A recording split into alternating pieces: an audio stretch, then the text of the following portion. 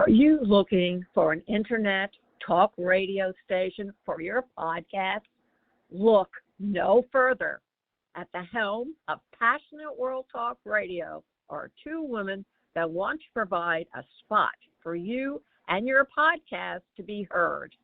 There are many other places for your podcast, but PWTR has the audience.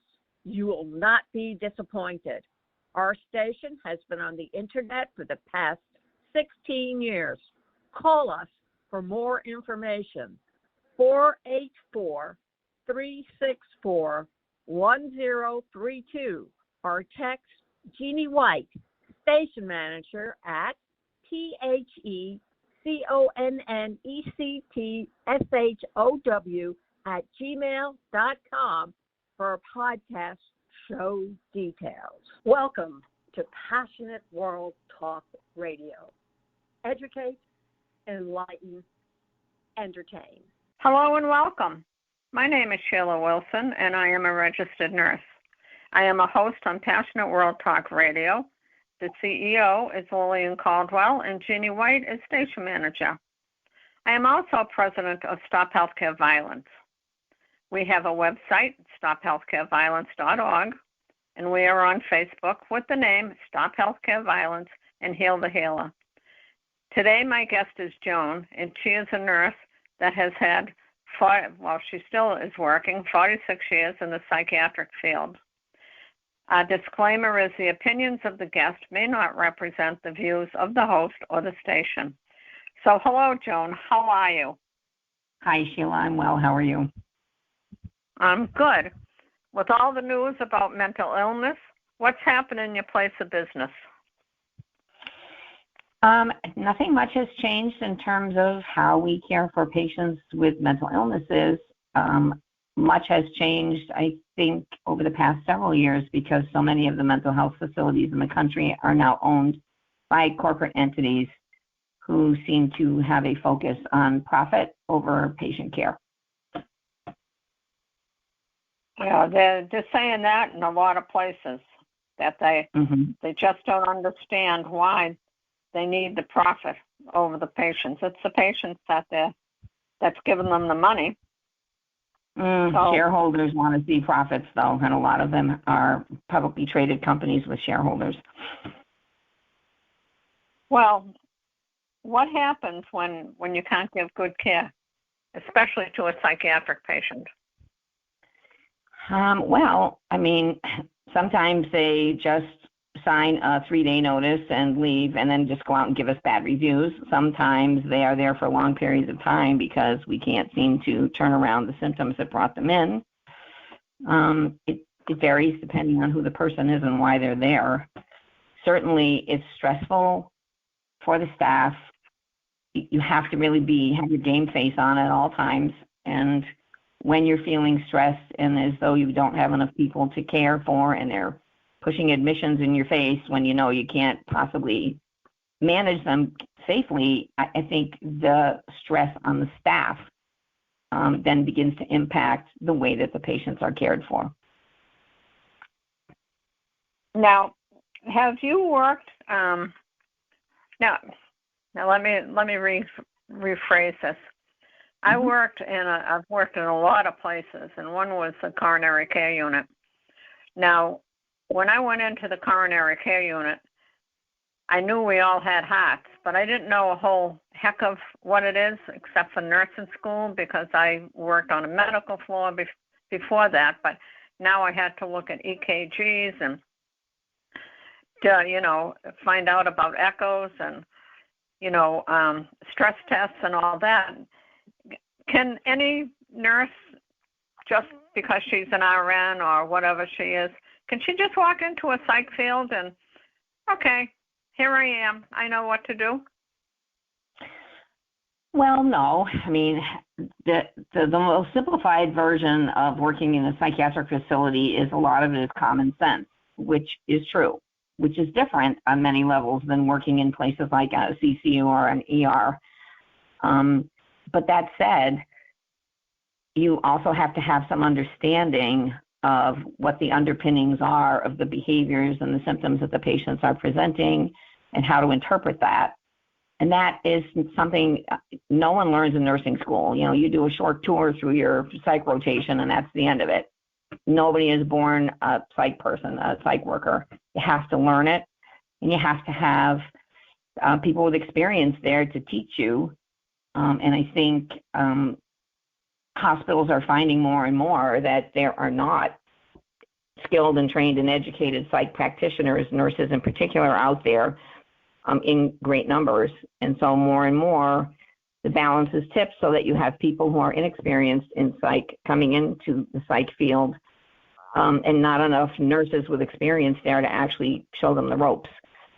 And so it turns into a situation where my job in the facility that I work at is as a supervisor, and my job more and more becomes to educate on the fly. If I see somebody who is clearly doing something that is not beneficial to themselves or the patients or the staff on the unit or the rest of the patients on the floor, it really much more becomes my job now to like educate them in the moment, because they're not going to learn it in an orientation class and 5 days of orientation on the floor before we turn them loose. So more and more of the supervisors have to really also function as educators, because nobody instinctively knows how to be a psychiatric nurse. We all have to learn it at some point in time in our careers. Right. What do you think is the worst case scenario when a new nurse is there and she doesn't know what she's doing? Yeah, wow, there's so many choices there. But I guess I would say, I think that patients with psychiatric disorders present with a lot of different things. They can tug at your heartstrings. They can be exceptionally manipulative. And what you'll tend to find with people who are new is they will look at the way more experienced staff might be dealing with a situation with a patient and think that they're mean and horrible and blah, blah, blah. When in fact, it's because the more experienced practitioner will understand the person is trying to make a split between the staff, you know, so-and-so lets me do this, why can't I do it, you know, and then you get called 1,000 horrible names. It's harder to remain dispassionate when someone is calling you all kinds of vulgar things until you've really, like, had the experience and come to understand that it's not personal. It's an attempt on their part to get their way. It's sort of like a tantruming 2-year-old, only big. And until you learn how to not take that to heart and personalize it, it's easy to then respond incorrectly. Are you still there, Sheila? Yeah, I am. Okay, good, because my phone just made a weird noise, and I hope I hadn't lost you. So that's really more and more what the situation becomes. It's like teaching them on the fly, catching them when they're in a situation where you can see that they're maybe making an incorrect move, teaching them how to watch for signs of patients escalating and offer them their PRNs, take them to a quiet place, sit down, talk with them, all kinds of different interventions that they just don't think of because it's just not second nature to them to think of it. Now, has the psych field changed in the 46 years that you have been there? Oh, my gosh. Sure. I mean, if you think about the movie One Flew Over the Cuckoo's Nest, I started out working in a county hospital in Milwaukee in a building that looked just like that, with people on the staff who acted just like that, even in our, you know, where they're white, so nobody looked like Nurse Ratched, but some of them certainly behaved that way. And the city of Milwaukee was divided into catchment areas. I imagine it probably is. And the catchment area that I worked in was actually catchment area 3. And we had 2 floors that belonged to us. And sometimes we had to provide staff for the other catchment area. So picture, if you will, a campus where one building had 6 units, 3 and 3, 3 floors. And then there was a building across an open field, or you could go through the tunnels, which were very scary. And there were still 2 units open there. That was the sort of One Flew Over the Cuckoo's Nest, and that was called the main building. If I worked a day shift, I was only ever on the unit that I belonged to. If I worked evenings, I had 2 floors, sometimes 3 floors to cover as a nurse. And nobody had a set schedule, so you did 2 weeks of days, 2 weeks of evenings, 2 weeks of nights. When I was the night nurse, I was the only nurse for all 8 units. In the middle of the night, I'd have to either make a choice to run across the open field in the pitch black or hope the tunnel was locked before somebody got in there and go through the tunnel and hope nobody jumped on me while I was down there. And so there were still footprints on the floor of the room that was considered like the tub room where they used to give people ice baths to try to sedate them. Straitjackets were a thing that weren't being used, but certainly you can still see where the beds were that they had used them on. People who went into restraints were stripped out of their clothes, put in nothing but a Johnny, tied to the bed. The door was locked, and you just walked away, and nobody looked at them till whenever. I mean, now a nurse has to view them literally every 15 minutes, and there's someone on a one-to-one with them the entire time they're in restraints. So just that alone is a huge, big difference. But now, I started out back in the horror show years of mental health, no doubt about it. Wow. Oh, I can't even imagine being in an ice bath. You now, know, do you have security guards there? Well, yes, sometimes. We have 3 guys who function in the role of security. One works the day shift, one works evenings, one works nights. But when they have a day off, there's nobody that replaces them. I mean, we're a 71-bed facility. The census tends to run around 65, 66. And half the time, if we're short-staffed on the unit, we have a lot of one-to-ones. They don't really function as security. They end up sitting on the one-to-ones, and effectively, that's kind of it. They're not really out there patrolling around as a security person if they're attached to a patient. So depends on what's going on in the hospital at the time. Wow, that sounds like an awful lot of work. Well, when you work in a facility that's as when I worked in the Cambridge Health Alliance, the hospitals were general hospitals with psychiatric units in them, except for when we were Malden Hospital, which was before Cambridge bought us, and we were just 2 psych units by ourselves.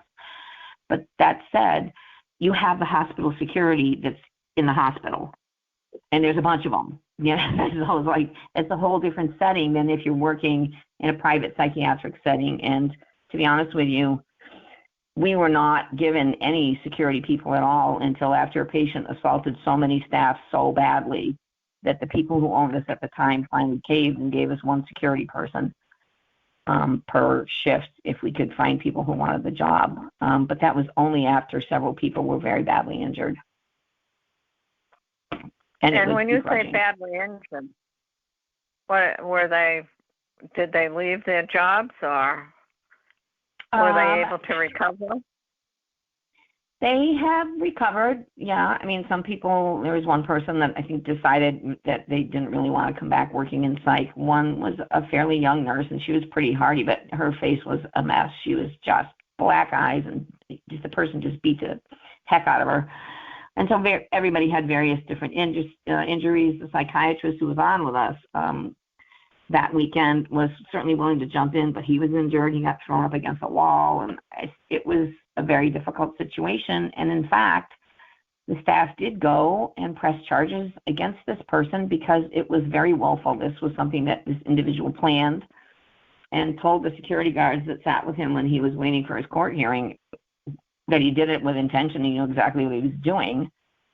And ultimately, as is very typical, the judge decided to just dismiss the case because the person had a mental health diagnosis. It was like, this had nothing to do with his mental health diagnosis. This had to do with a personality disorder, and he was very intentionally planning and carried out an attack on the staff. But it's very disheartening when you work in that kind of environment and everybody gets a pass. It's like, this had nothing to do with his mental health issues. This had to do with a decision that he willfully made. And so that, I think, more than anything, causes damage to the staff that work in that kind of a setting, because there really is not much support for you, even when you know that this person has willfully attacked people. Well, I don't know quite how to ask it, but we had a case that we went to court, and it came to the very end. She gave her impact statement, and the judge said to her that, well, he isn't going to do much of anything, because he felt he had some sort of a mental health issue, but he didn't come with your name. He didn't come into the hospital with your name in his brain. So you just happened to be at the wrong place at the wrong time. And sure, and that may be the case. That said, that doesn't, in my estimation, there are some people who I have seen in my career who have assaulted people because they're delusional and they think that they're someone completely different, or there's someone who intends them harm and they're afraid. I don't have an issue with that. I have an issue when you have someone who knows exactly what they're doing. Watch the staff, watch the pattern of when the staff is coming around on security rounds and all that stuff, and very willfully made a decision on a day when there was female staff only on the unit, made a decision to do this thing that had nothing to do with the reason that he was there. This was somebody who carried a diagnosis of bipolar disorder. Frequently, people with bipolar disorders can have a secondary personality disorder, which this individual had. But this wasn't because he was manic, psychotic, depressed. It was none of those things. He had already achieved a state of euthymia. In other words, his mood was relatively stable. This was a decision that he made and said so. I made this decision to do this, and that is when it becomes really discouraging, because this isn't a mental health issue. This is somebody who was just acting out and kind of being a bit of a jerk, I guess I would have to say. It's there wasn't really any reason. He was never mistreated, but he just had an issue. Maybe he just had an issue with the mental health system at large and decided he was going to make his point when he was with us. It's hard to say, but he certainly laughed about it. He was amused by what he had done, and it was very disheartening for the nurses and the BHAs, we call them behavioral health assistants, who were assaulted by this guy. It was very disheartening. It is. I can't even, I never worked in psych, but I think this is awful. I've heard so many things about what has happened in a psychiatric hospital, and they're not getting charged. They're actually being let go, like we just said, with no ramifications. So why don't they just reach out and hurt people? Not everybody does it. No, and again, as I said, there are people who are extremely delusional, and they go on the attack because they genuinely, in the way their mind is working, they truly believe you are the hurt them, you're an alien, you're this. It's because their minds are off all over the place. And it's not hard to have compassion and understanding for that. It's when that is not the situation and the person was in their right mind and very deliberately chose to attack people and hurt them. That's when it becomes an issue. Then the court system won't follow through on that, and they know that they're going to get a pass because they're carrying a mental health diagnosis. And it's if this was an issue of this individual's mental health problem, that would have been one thing, but that's not what this was. And how do you think we could change that? Or could we change it? I guess it's a difficult situation. I mean, you realize that even to get a person committed into a psychiatric facility, the doctors can petition, but it's not their decision. The decision is by a judge, and a judge has to make a choice based on, is this person sick enough that I can deprive them of their civil liberties? But that said, what does this judge know about mental health things? Some of them certainly have been in it for more years and have some insight, and some of them have none. And the judges that are in the courts, the criminal courts, if we press charges on somebody, what is their level of knowledge about people with mental illnesses, and do they understand the difference between this person was psychotic and this person intended to hurt people and it had nothing to do with a psychotic process? I think it's frustrating sometimes for the hospital because we know that there are people in a position of authority that can make these decisions that really don't have any clinical expertise. They're making decisions based on the law, but they're not making decisions based on what we would consider to be sound clinical judgment. We can tell the difference when someone's psychotic and when they're not. especially now because the judges are only seeing the patients in Zoom court. They don't even really observe their behavior all that directly. Sometimes the patients aren't even there in the room, or they're not visible on the monitor when Zoom court is happening. So it's trickier now because since COVID, there's been a loss of some of that face-to-face. If a patient's agitated and pacing, you're sitting in the room with the judge, that's one thing. If they're just off camera, and the judge isn't really witnessing any of their behaviors, that's a whole different experience for the judge. I really wouldn't want to be a judge. I think this is a question I have. If a person, I understand mental illness to a certain extent. I have had some experience with a schizophrenic person, and I've dealt with depressed and anxiety and PTSD, and a lot of these I can understand. But if you have a patient that is able to eat, she or he is able to tell you what they want to eat, they can walk appropriately, they know their room, they can get undressed, they can do everything, go into the bathroom when needed. How do you know that they're going through a stage that they aren't really not quite right? I mean, patients must come into you. Okay, go ahead. Well, I mean, they frequently don't tell us, but you get pretty astute at observing their behavior. I mean, there are many people who come into a psychiatric facility who are capable of attending to what we refer to as their ADLs, right?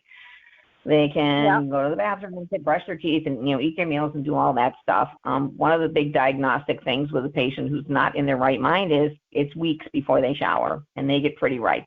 So you can say, okay, this person is not incontinent. They're toileting, they're eating, they're doing all these things, but they isolate in their room. They smell like they just jumped up out of a sewer pipe because they're horribly smelly, and they won't take a shower, and they won't wash their clothes, and their hair is greasy, and their nails are disgusting, and you don't brush their teeth, and they're coated in old food. And it's like, so you look at somebody like that and say, okay, this person can do the bare minimum. They eat, they sleep, sometimes they don't sleep, but, they're doing those things. It's like, but then look at what else they're doing. Are they rocking? Are they isolating in their room? Are they pacing up and down the hall? Are they talking to themselves constantly? They may do all their ADLs, but the whole entire time they're up and moving, they're pacing. They're muttering to themselves. Sometimes they have outbursts and they're yelling and swearing at we don't even know who. I mean, if you observe their behavior, it can become very clear. Others are very withdrawn, and they may be hearing voices, but they're not responding to them by, what we call self-dialoguing. And so you may not know. You just develop those skills and you become more astute, or you watch them. They'll do something we call scanning. They may be out in the hallway, and if you watch them, their eyes are darting all around and they're looking everywhere. They're watching and scanning and scanning and scanning. And you can tell that if they're scanning like that, it's because they're paranoid. So the skills that you develop is you become acutely aware of subtle cues that tell you that they're not right. Some of them are very blatant. I mean, they're just yakking away all over the place and saying all kinds of crazy things. And, someone came up to the desk the other day and she was crying her eyes out, sobbing. Why? She believed that she had just delivered a baby into the toilet and she lost her child. It's like, nope, none of that is true. But for her, that was her reality, and she was beside herself with grief. So then you have to meet them where they are. You can't say, no, that didn't happen, because for her reality is that just happened. I just killed my baby in the toilet. Now you have to meet them with some compassion and try to help them through what they perceive to be an extremely horrible situation, and they're grieving. She's sobbing and grieving right before your eyes, even though it's not real.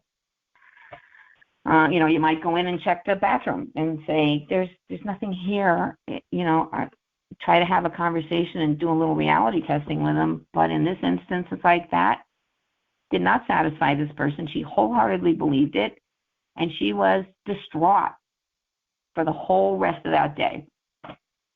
Now, She showers every day. She eats her meal. She does everything. She reads the newspaper. She does everything she's supposed to do. But how do you not know that this person is psychotic? She can do all those normal everyday things, and yet in her mind, this is what just happened to her, and you cannot help her move past it. She could go to sleep and wake up the next day, and that's like all in the past. She doesn't even really recall it. But in that moment, that's her reality. And that's where you have to meet her. And that is a skill that you develop over time. Because a lot of people just look at them going, all right, she's nuts. It's like, would you want to wake up in that brain in this moment? It's like you have to understand that that is their reality in that moment. She might come back a half an hour later and have no recollection of it, but in that moment, she's distraught, and you have to help her. Right. That takes skill. It really does. Yeah, and you have to pay attention. Right. Really pay attention. Because suppose you didn't pay attention, then what? Well, she could go deeper. This is a person who's in a room by herself. She has been with us many times. She tends not to assault us because we're practically like family at this point in time. But that said, the nurses very caringly, go to her room. What can we do? Just leave me alone. Shut the door. Leave me alone. And so there's that closing off from people who are trying to help. And, you can't make people want to talk to you. You have to respect it. What she's asking for is privacy, and she just wants to grieve alone. And that's the best that you can do. You keep checking on her, make sure she's okay, make sure she's safe, and let her do what she's got to do, because that's her reality in that moment. Well, what you're just talking about, it really needs, you have to learn all this as a psych nurse, because you have to learn I know myself. Working in an ED.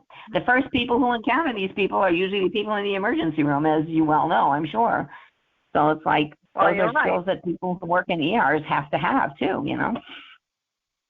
Right, but we don't all know these skills, and it's like when you have a patient that's been sitting in the same bed, no television, 3 meals a day, can get up and go to the bathroom with somebody watching them, and you expect them to sit there, and they're psychiatrically challenged. I mean, that's not even good care. It's like they're looking for a way out. Yeah, sure. I mean, they're looking for a way out from our facility too. We just have the advantage of all the doors being locked. But even then, sometimes they get out.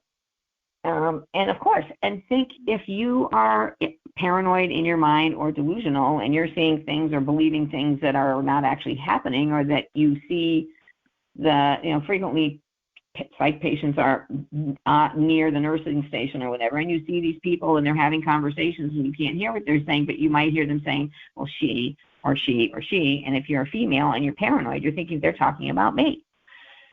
And sometimes people's reaction to that is they get enraged because they're inventing all the in-between she. They invent that whole dialogue, and then now they're angry at you because they know that you're saying these things about them, even though you're not.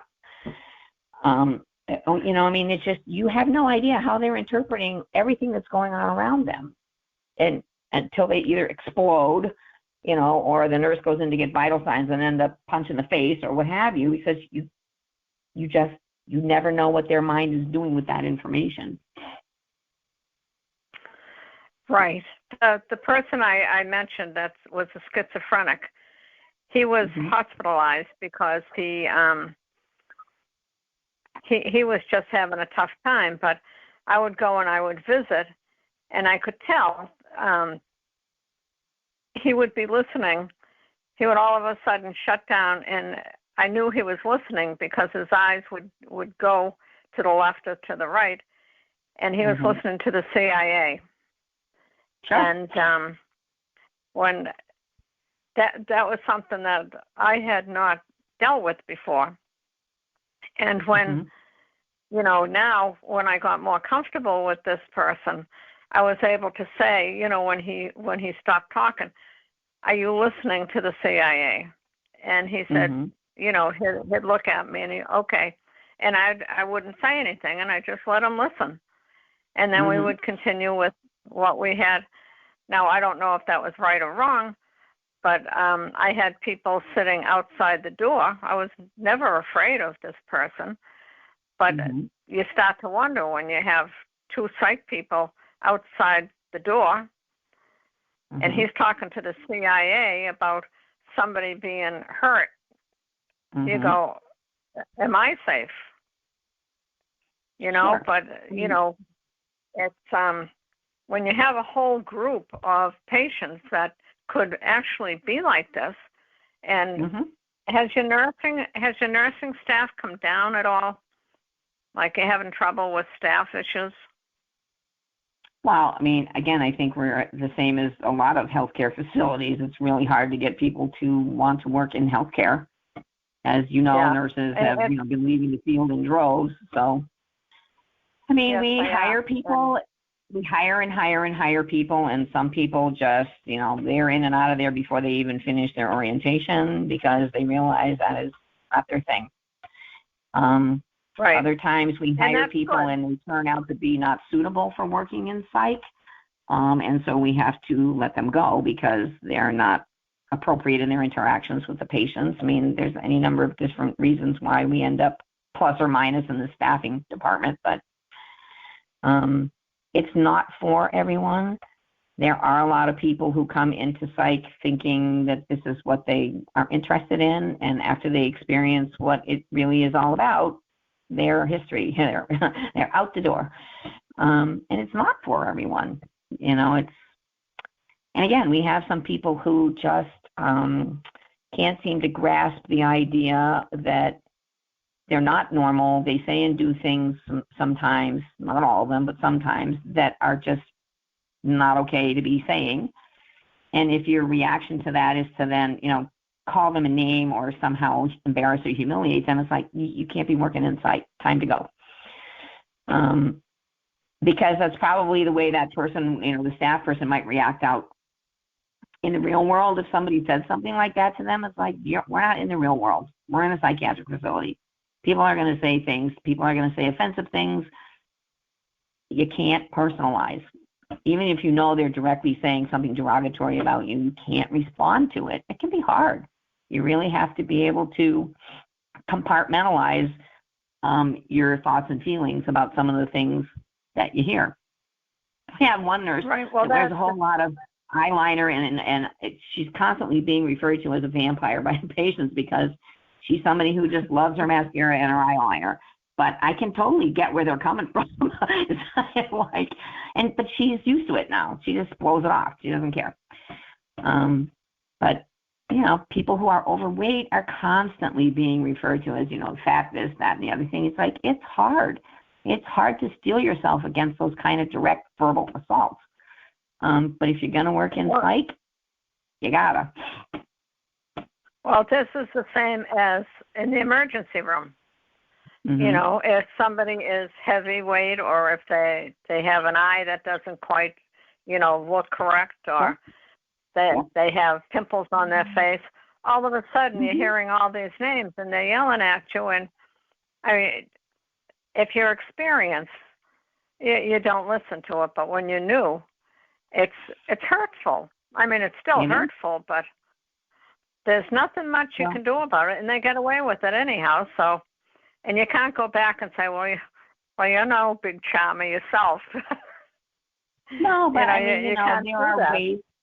Sure, there are ways to respond to that. I mean, I always tell the staff, especially the newer people, and I'm going to abbreviate, so hopefully this is acceptable, that if I had a dime for every time someone called me the C word, I would own an island in the Caribbean. And my response to that is to say to them, it's just like, just don't internalize that. Don't take it in. You have to sort of become like, a military bed sheet that you could bounce a quarter off of. That's kind of the way you have to be. Because if you let it penetrate, it starts to like mess with your mind. So, and sometimes the staff will say, how are you so calm when these people are like up in your face screaming? It's like, well, years of experience, number one. And number two, what you present on the outside, I said, you don't know what's going on inside my head. Because you will never know what's going on inside my head because it's not something that should be out there, but that's the trick. say whatever you want within your brain, but make sure that you put a calm demeanor and appropriate verbiage out in front of everyone, and Right. that is a skill you have to learn, is how to continue to maintain calm, not lose your cool, respond appropriately, in spite of the fact that you may be swearing at them profusely inside your brain. It's like, it's not okay to let that out, and that is a skill that everyone has to learn, working in that kind of an environment, because they will tap dance on your last nerve sooner or later. And you just have to really get skilled at realizing, it's like, if it wasn't me, it would be the next person in line. They're just going to do this to whoever they come across. And sometimes it is me, because I'm the supervisor and I'm the final word. And, if they want to do something, the answer is no. Well, they're not happy with me. Right. As long as we're following hospital policy and giving them good care, I don't care if they're happy with me or not. But that said, when you're in a position of authority, you're going to catch it. And you just have to come to understand that really what it is them they're feeling out of control. And then they begin to look at you as the person who is the reason why they're out of control. And now they hate you. It's like, okay, it's my job. Right. I get that. You can hate me today. Right. Sorry. What about the patient that goes in there and is grateful to be there to get help? Do you find many of those? Yeah, we do. We do get letters and things. We actually had a patient who recently called when I was handing off a report to the oncoming supervisor and thanked everybody for his stay here. And he said, and I understand what it was that you were trying to do for me, and I really appreciate it. Thank you so much. So, yeah, we get those. Even the kitchen gets a thank you for the good food every now and then, although most of the time they're getting complaints. But once in a while, somebody thanks them for the food. So it happens. And that's gratifying. It is. It's I remember one time in the emergency room, I guess I must have been, well, I treated everybody, I think, the same, but a package came for me. And I wasn't there that day, so one of the nurses said to me, "Sheila, you got cookies from so and so," and I said, "Oh, where are they?" And she said, "Well, we ate them." Well, of course. You could have at least, and I think saved me one. Huh? I know. Just one, but hey, we never know in the ER or any place that I have ever worked, and I've worked a lot of places, we don't truly know what's happening. And with the psychiatric patients, you don't know the true thing that's maybe triggering them. Maybe, I would think psychiatry is such a specialized area. Thank you for doing this, and for doing it for 46 years. You would, really, I don't know how. I stayed, I think it was 12 or 14 years in the ER, 10 years in the CCU, and then all these other places that I've worked. But thank you for doing that. And I certainly appreciate it now that I've met somebody that was a schizophrenic, and he got the best care in the world, and he's doing A-okay for right now. But you never know. You don't, because the trick is to get them to stay on their medication, and they don't like the way they make them feel, and they usually stop taking them, and then you start all over again from square one. Yep, and that's hard. I would like to say, I think I would like to say and squeeze in a little bit of a commentary about some of the violence that's going on around the world now, and everybody's saying we need more mental health services. And I think what's important to understand is those of us who work in mental health services understand that those people who are doing those kinds of things are the people who will almost invariably never show up in the mental health system. And having more mental health services is a great thing. We're all for it. Don't get me wrong, but it's not going to stop the violence that's happening out in the street, at least not probably 95% of it, because those people avoid people like us. They are not people who are going to show up in the mental health system. First of all, they think that they are correct in their thinking, and there's nothing wrong with them. which is certainly true of many people who even have a diagnosed mental illness. But I think that there needs to be a different emphasis besides we need more mental health, facilities and services. It's like those are not the people. Even Dr. Donald and I had this conversation recently. I said, as well as I do, these are not the people who are going to show up at a mental health center, because they don't. And it's a societal issue that needs to be addressed on many, many levels.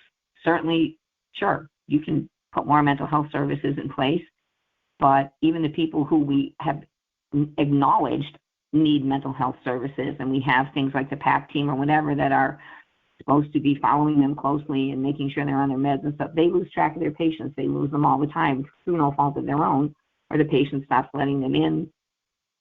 These people avoid us like the plague on many levels. And it's like, and the people working in the mental health system know we're not going to stop this issue.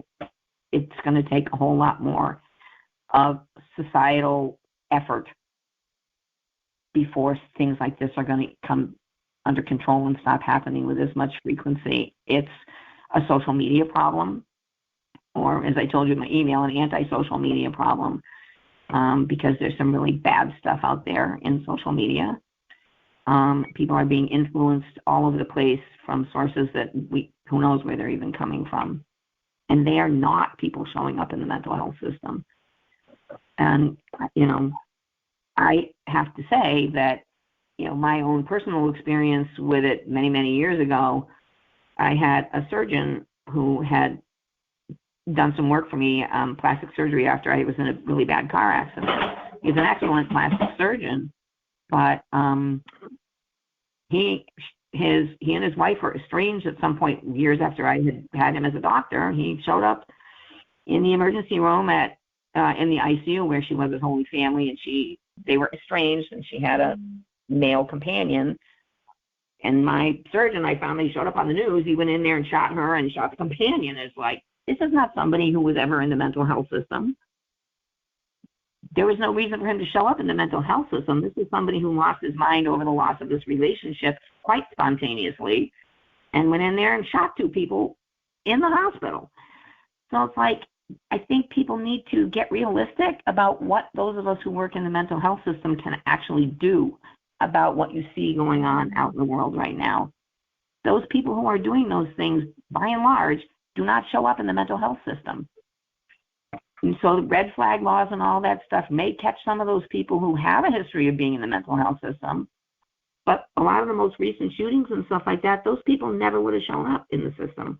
They never would have shown up as having a previous psychiatric history, hospitalization, treatment, any of that stuff. And so people need to be realistic and understand this is a societal problem more than anything. Certainly, depending on your... Go ahead. I'm glad you mentioned this, because people are all jammering about, we need the mental health. This would be really good because we don't have enough mental health and da-da-da-da-da. And when you stop and think of it, you're absolutely correct. But our time is running out. And how about coming back next month or the month after? Would you be interested in that? Sure. All right, and maybe by then, having a psychiatric nurse on that is so experienced as you, and to be able to really, you talk from your heart, and then you talk from your brain, because you're really educated and you're educating us. I would like to thank you for all of this information, Jone. It's been an absolute pleasure. So I will sign. Do you have anything, your last comment or anything that you would like to say? No, I think I pretty much have said it all. It's just, common sense. There's not enough common sense in the world, whether you're working in psych or any place. It's like if we could just somehow return to a place of common sense, so much of what's happening right now would quiet, I believe. Okay. Well, Thank you very much, and I thank Lillian Caldwell and Jeannie White for letting us have this time on Passionate World Talk Radio, and I will sign off. Thank you again, Jone. Are you looking for an internet talk radio station for your podcast? Look no further. At the helm of Passionate World Talk Radio are two women that want to provide a spot for you and your podcast to be heard. There are many other places for your podcast, but PWTR has the audience. You will not be disappointed. Our station has been on the internet for the past 16 years. Call us for more information. 484-364-1032 or text Jeannie White, station manager at THECONNECTSHOW@gmail.com for podcast show details. Thank you for listening to Passionate World Talk Radio. You can listen to this program all over again by going over to https://passionateworldtalkradio.com.